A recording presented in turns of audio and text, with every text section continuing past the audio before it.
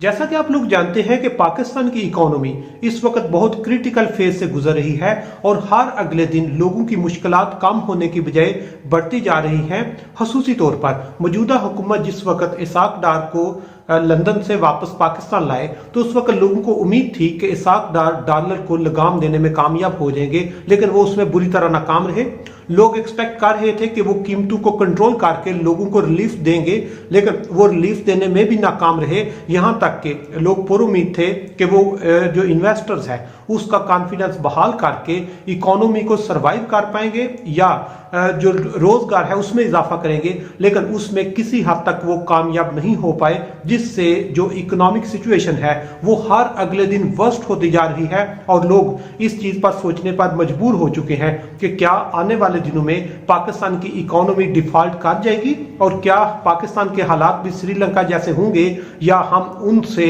या उस उतने वर्स्ट हालात होने से पहले अपने को काबू करने में कामयाब हो पाएंगे। और उसी सिलसिले में आज के सेशन में सिर्फ आज आपके साथ ये डिस्कस करूंगा कि कल पाकिस्तान के सेंट्रल बैंक ने फॉरेन एक्सचेंज रिजर्व का डेटा रिलीज किया है जो बहुत क्रिटिकल है, जिसमें बहुत सारे ऐसे सवालों के जवाब उन्होंने दे दिए हैं जो आने वाले दिनों में पाकिस्तान की इकोनॉमिक सिचुएशन या पाकिस्तान के लोगों की जो मुश्किलात हैं उनको डिटरमिन करने के लिए बहुत अहम है। और आज के सेशन में मैं आपके साथ सिर्फ ये डिस्कस करूंगा कि जो स्टेट बैंक के पास फॉरेन एक्सचेंज रिजर्व्स होते हैं इनका मकसद क्या होता है,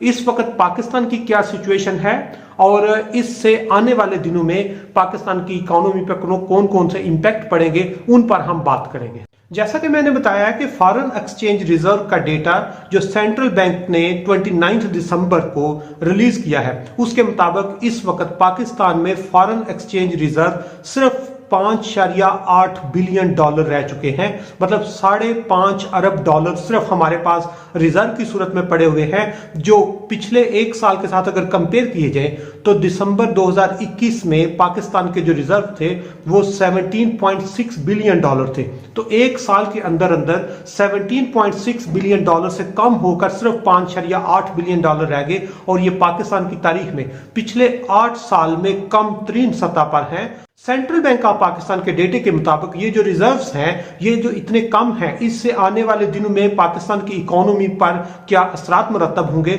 उन पर बात करने से पहले आपको ये कॉन्सेप्ट आपके साथ शेयर करता जाऊं कि फॉरेन एक्सचेंज रिजर्व होते क्या हैं। इसको हम सिंपल कह सकते हैं कि फॉरेन एक्सचेंज रिजर्व किसी भी कंट्री के पास उसके एसेट्स होते हैं, या उसको और आसान अल्फाज में समझाने के लिए आपको एक एग्जांपल दे सकता हूं। जिस तरह कोई घर होता है, घर के कुछ एसेट्स होते हैं और वो जो एसेट्स होते हैं वो गोल्ड की शक्ल में हो सकते हैं, वो बॉन्ड्स की शक्ल में हो सकते हैं या मुख्तलिफ करेंसी की सूरत में होते हैं। जो जिस घर में जितने रिजर्व ज्यादा हों वो घर उतना स्ट्रांग होता है, और जिस घर में रिजर्व होते हैं वो उन रिजर्व से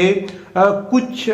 हेल्थ केयर जो है वो उनको प्रोवाइड की जा सकती है, वो मेडिसिन ले सकते हैं, वो एजुकेशन पर उन रिजर्व को खर्च कर सकते हैं, वो किसी टाइप की इन्वेस्टमेंट कर सकते हैं, वो घर के लिए रेनोवेशन कर सकते हैं, घर के लिए नई चीजें खरीद सकते हैं। मतलब वो सारा उस घर की जो स्टेबिलिटी है या उस घर के जो रनिंग के एक्सपेंसेस हैं वो इजीली उनको उनसे पूरा किया जा सकता है। इसी तरह जो सेंट्रल बैंक के पास रिजर्व होते हैं वो उस मुल्क की स्टेबिलिटी के लिए, उस मुल्क के कॉन्फिडेंस के लिए या उसकी इकोनॉमी को बेहतरी की तरफ लेके जाने के लिए जरूरी होते हैं। और अगर पाकिस्तान में देखा जाए तो जो हमारे रिजर्व्स हैं, सबसे पहला जो मकसद होता है वो करेंसी की वैल्यू को सस्टेन करना होता है। और अगर आपके पास रिजर्व कम हो तो आपकी करेंसी कभी भी स्टेबल नहीं होगी। और पाकिस्तान में जिस तरह बताया कि सिर्फ 5.8 बिलियन डॉलर रह गए हैं, तो उससे पाकिस्तान की करेंसी हर अगले दिन कमजोर हो रही है और डॉलर मजबूत होता जा रहा है। इन रिजर्व का दूसरा जो सबसे बड़ा मकसद या सबसे बड़ा इस्तेमाल होता है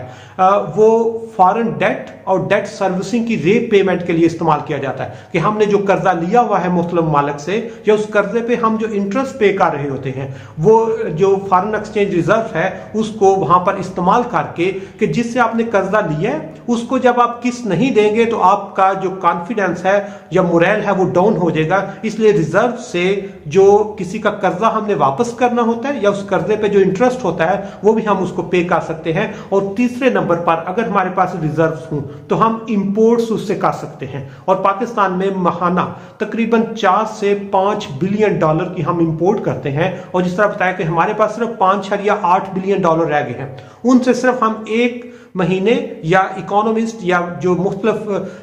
टेक्निकल एक्सपर्ट्स हैं वो कह रहे हैं कि पाकिस्तान इन रिजर्व से 5.8 बिलियन डॉलर रिजर्व से सिर्फ 5 हफ्ते की इंपोर्ट्स कर सकता है। इसके बाद हमारे पास इंपोर्ट्स के लिए पैसे नहीं बचेंगे और शायद हम मेडिकेशन जो बाहर से मंगवा रहे हैं वो भी ना मंगवा सके। हम जो मुख्तलिफ मशीनरी इंपोर्ट कर रहे हैं, मुख्तलिफ चीज़ों का रॉ मटेरियल इंपोर्ट कर रहे हैं, मुख्तलिफ खाने वाली चीज़ें इंपोर्ट कर रहे हैं, उनको इंपोर्ट करने के शायद हम काबिल ना रह सके। इन्हीं रिजर्व का चौथा बड़ा मकसद ये होता है कि जो इंटरनेशनल इन्वेस्टर आके इन्वेस्टमेंट करते हैं उनका इनसे कॉन्फिडेंस बहाल होता है। और इनका आखिरी जो मकसद होता है वो अगर किसी वक्त कंट्री को कोई इकोनॉमिक क्राइसिस या इकोनॉमिक हार्डशिप फेस करनी पड़ती है तो इन जो रिजर्व्स होते हैं इनको इस्तेमाल करके वो अपनी इकोनॉमी को स्टेबल कर सकते हैं। जिस तरह मैंने आपके साथ शेयर किया है कि जो फॉरेन एक्सचेंज रिजर्व्स होते हैं ये किसी भी कंट्री की स्टेबिलिटी के लिए बहुत जरूरी होते हैं। और मुख्तलिफ जो कंट्रीज हैं उन्होंने अपने रिजर्व में अच्छी खासी सिग्निफिकेंट अमाउंट रखी होती है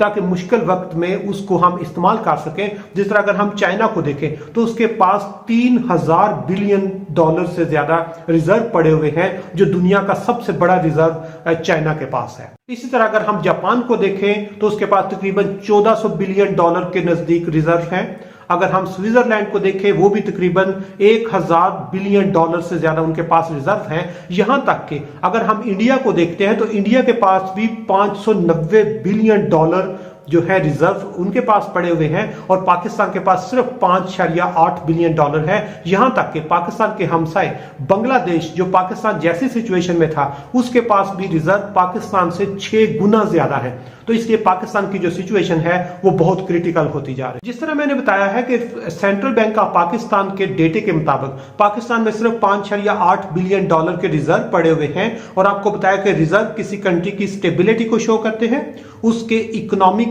जो हार्डशिप होती है उनको मैनेज करने के लिए, उसकी करेंसी की वैल्यू को स्टेबल करने के लिए, उसकी डेट रीपेमेंट के लिए, उसके इंपोर्ट के लिए इस्तेमाल किया जाता है। लेकिन पाकिस्तान में जो 5.8 बिलियन डॉलर है ये सिर्फ 5 हफ्तों की इंपोर्ट के लिए हमारे पास पड़े हुए हैं। जबकि अगर दूसरी साइड पर डेट रीपेमेंट या डेट सर्विसेज को देखा जाए तो पाकिस्तान को अगले एक क्वार्टर में 4 से 5 बिलियन डॉलर मजीद चाहिए होंगे डेट रीपेमेंट के लिए। तो और अगले अगर एक फाइनेंशियल ईयर को देखा जाए तो पाकिस्तान को 20 बिलियन डॉलर मजीद दरकार होंगे, जो बहुत क्रिटिकल सिचुएशन है। इसलिए इस सूरत हाल में अगर फ्रेंड्स ऑफ पाकिस्तान,